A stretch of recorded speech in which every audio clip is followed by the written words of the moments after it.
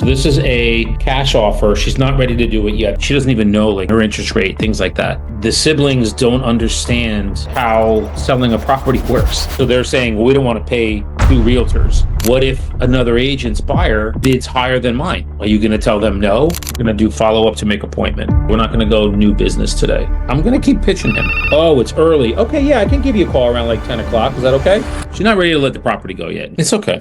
So this is a cash offer. She's not ready to do it yet. They're going to do it later this year. She has to do some homework with the mortgage company. And I just texted her to see, did you do anything as far as getting the mortgage statements? Because she doesn't know anything about the mortgage. It's crazy. I explained to her what we need to figure out. I can kind of place her with the best program that we have, but I need to know what she's paying, her interest rate, things like that. And then the other factor we have is I have a 2-family in Jersey City that is probate. The siblings don't understand how selling a property works. They don't understand that another agent, and how we market it possibly could have the buyer that wins, the bid. They're just like, why can't you just sell it yourself? And I said, it's not that I can. So they're saying, well, we don't want to pay 2 realtors. That's interesting. I appreciate that. Try not to look at it like you're paying 2 realtors. Just look at it like you have one fee. A portion of that fee will be to incite offer some other agents. Because I'll bring a buyer. I know I will. I have buyers for it. But what if another agent's buyer bids higher than mine? Are you going to tell them no? If you're not offering them anything, do you think that the possibility they're going to even show your property would be higher or lower if you don't offer them any compensation? She understood it, but it's her siblings, and there's 6 of them, unfortunately. And she won't let me speak to at least the majority of them on like a Zoom call or a regular call. She thinks it's easiest to just have her relay info. And when I met with her on Friday, she walked out of there and said, it'll be you. She said, I feel most comfortable with you. I've learned the most from you. You're also able to refer me attorneys that will get paid at closing. The flip side of that is we have to work out compensation. I've negotiated that. However, the compensation that her siblings are looking for is not something that I would work with. I think we're like 50-50 at this point. The siblings are wanting this property to be properly marketed, photographed, videoed, all of that stuff, which has a cost to it. But they want all of that with very, very minimal costs. And I said, I appreciate that, but here's where the value lies. Here's what I can offer to you. I've given you numerous examples of it, showed it to her. I don't just say it. I actually gave her proof of value. So she's going to bring it to her siblings, and we're going to talk today and see if this is going to work. It's more like a follow-up to make the appointment. That's going to be today. We're not going to go new business today. It's Daniel with Tip Commercial. It was about the building. You gave me all the numbers to your building. We had a long conversation. I'm the Armenian guy. Oh, can you call me? I call you back. 1 hour is too early. Oh, it's early. Okay, yeah, I can give you a call around like 10 o'clock. Is that okay? Okay. But we just want to go over. Yeah. So at least I know he's getting my messages. So that's good. But it's the same stuff. Yeah. I gotta call you back. But I'm going to keep pitching him. I'm not going to give up on him. It's Daniel with Tip Commercial. How you doing this morning? Good. Well, I have notes in here. We spoke last month. You mentioned that you're, a little bit busy and to give you a ring in, in March. So I figured give you a shout and, I guess see where you and your husband are at. Because my partner and I are, we're ready to go with at least wanting to take a tour of the building, meet you and see if we can help you guys with getting it obviously sold. Because I know you're looking to move.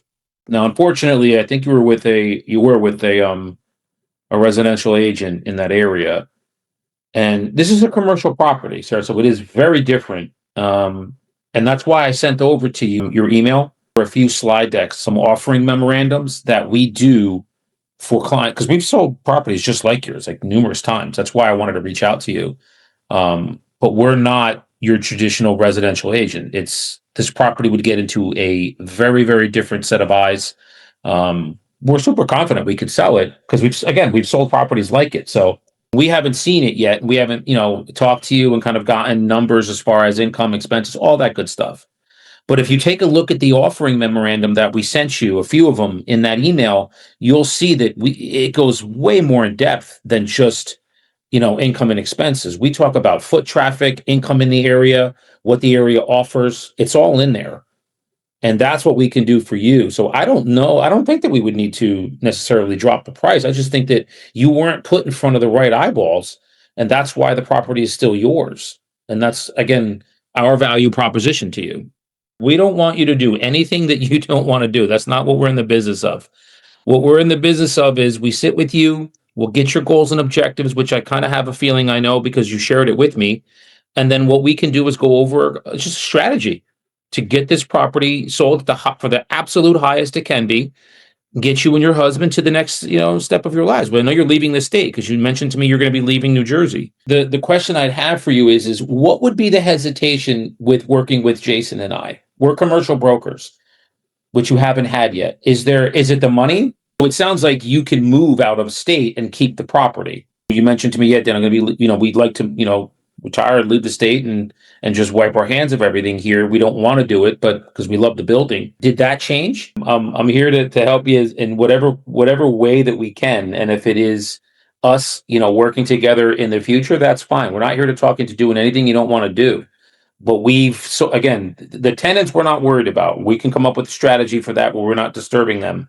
Again, these kinds of properties, these mixed use, retail and old Victorian commercials, we've traded them. So there's ways around what your concern is. And I get it because you had somebody that probably didn't respect the tenants and really disturbed them when you listed it before.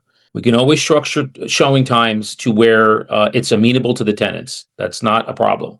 I'll just re-bump up the email that we sent. So at least you have an idea of what we do and how we sell for absolute top dollar. So you can see the offering memorandums that we would draw up for you. It'd be very similar to what's in the email. Would you do me a favor and at least take a look at that? We'll talk.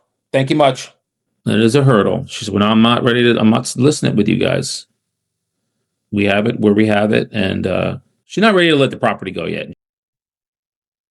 It's okay. A buyer agent can't control what a buyer buys, but you can be sure he can control what a buyer sees. 1% of 100, it's 1%. 1% of 6%, that's 17%. Would you lower the price of your property by 17% just to sell it?